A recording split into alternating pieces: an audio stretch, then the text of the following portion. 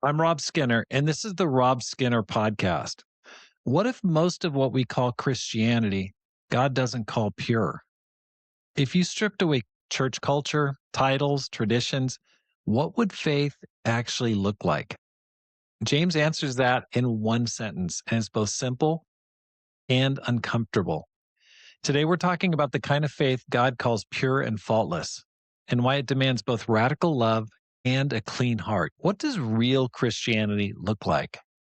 If you stripped away the labels, the traditions, the church culture, what would God actually call pure religion? James gives us the answer in one sentence: to look after orphans and widows in their distress and to keep oneself from being polluted by the world. That's both simple and challenging. Love people who need protection and keep your heart pure in a polluted world. The first half of this verse is a call to action. God's definition of faith is not just what we believe, it's what we do for other people. In the first century, orphans and widows were the most vulnerable people in society. There was no safety net. There's no social security. There's no old folks home for them. No inheritance, no protection. And James says that's where pure faith shows up, right there in the pain, the loneliness, and the need. And I read a book, I believe it's by Rodney Stark. I believe that's his name. He talked about the growth of the church in the first several centuries. And they attributed it to the fact that Christians were so devoted to doing good. It was impressive. It was such a convicting testimony to the power of their faith. There would be plagues, and then the Christians would get out and serve people, and then they themselves would die. I mean, they would just serve in the face of illness. And it impacted people, and it caused the church to take over to the point where it became the national religion of the Roman Empire. But to follow Jesus means to move toward the hurting, not away from them. And it means making time for people whom society forgets. When you care for the vulnerable, you reflect the heart of God himself. But James doesn't stop there. He doesn't say, okay, that's good enough. Just be a nice person to other people. He also says, keep ourselves from being polluted by the world. That means guarding your heart, your thoughts, your purity, your integrity from the toxic influences that dull your faith. Because it's possible to serve others publicly and still drift spiritually in private. It happens all the time. I heard just recently about a very famous author that I love his books. They're Christian books. Turns out he'd been in an affair for a number of years. It's like, oh my gosh, I met that guy. I mean, I loved his books. I mean, they were awesome. And, you know, he did a lot of good. I know he did. But it's so easy to keep the outside going, but inwardly, you're not doing that well. And God wants both a soft heart towards people and a strong heart towards temptation. Compassion without conviction just burns out. You're just doing, but you don't have the internal infrastructure to really keep it going. Conviction without compassion becomes really cold. It becomes so clinical. You know so much, but you do so little. Pure religion requires both action and a clean heart. I've seen this balance tested over and over again in the ministry. It's easy to get so focused on helping others that we neglect our own walk with God, for sure. And at other times, it's easy to isolate ourselves in the name of holiness and forget the hurting world around us. I know there's been times I just focused on one aspect. I'm just going to have great quiet times, but I don't really help people that much. Or, I get out and help people, but I'm not really monitoring what's happening in my heart. But when those two come together, active love and inner purity, the power of God really starts to shine through. And that's when our faith becomes contagious. Recently, Pam and we went to a soup kitchen, and we just started, we got to help. We got to do something. We've been real active in the mission, saving souls. That's good. That's a great way to help people for sure.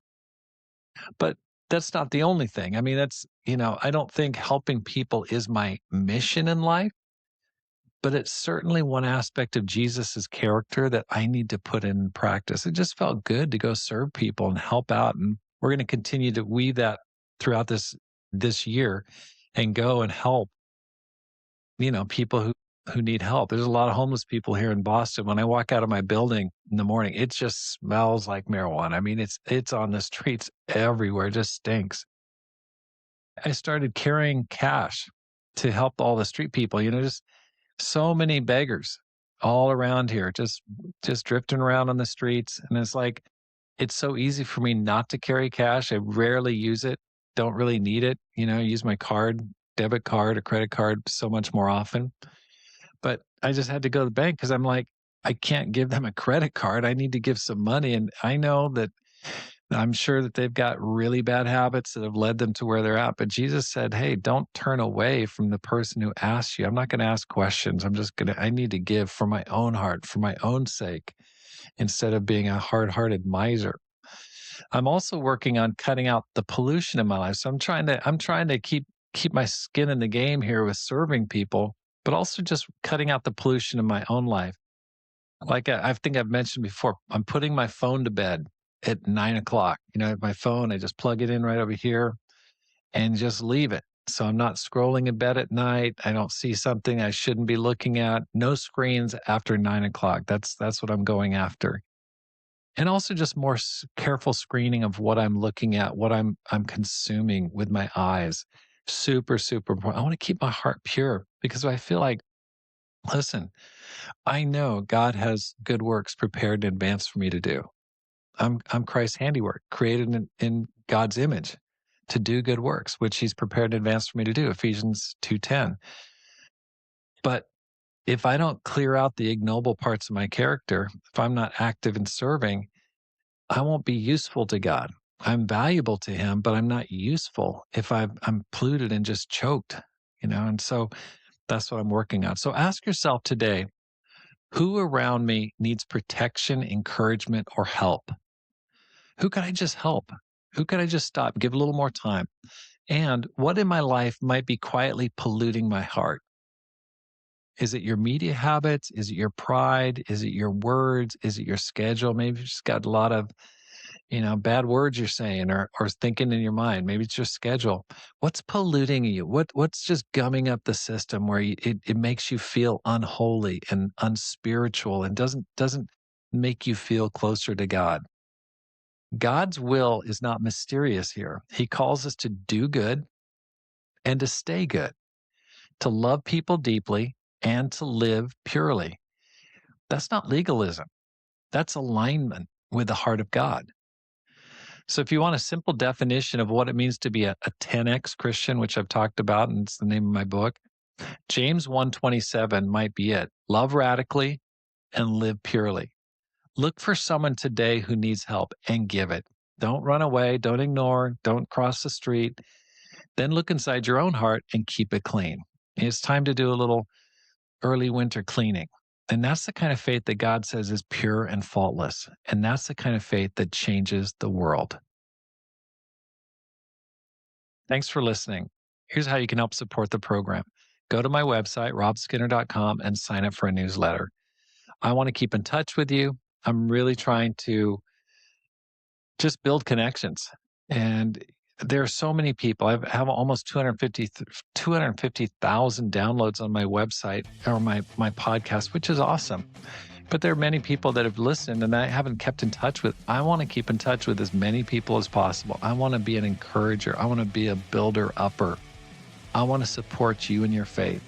I want to grow, but I want to help other people. I just feel like, hey, that's part of my mission.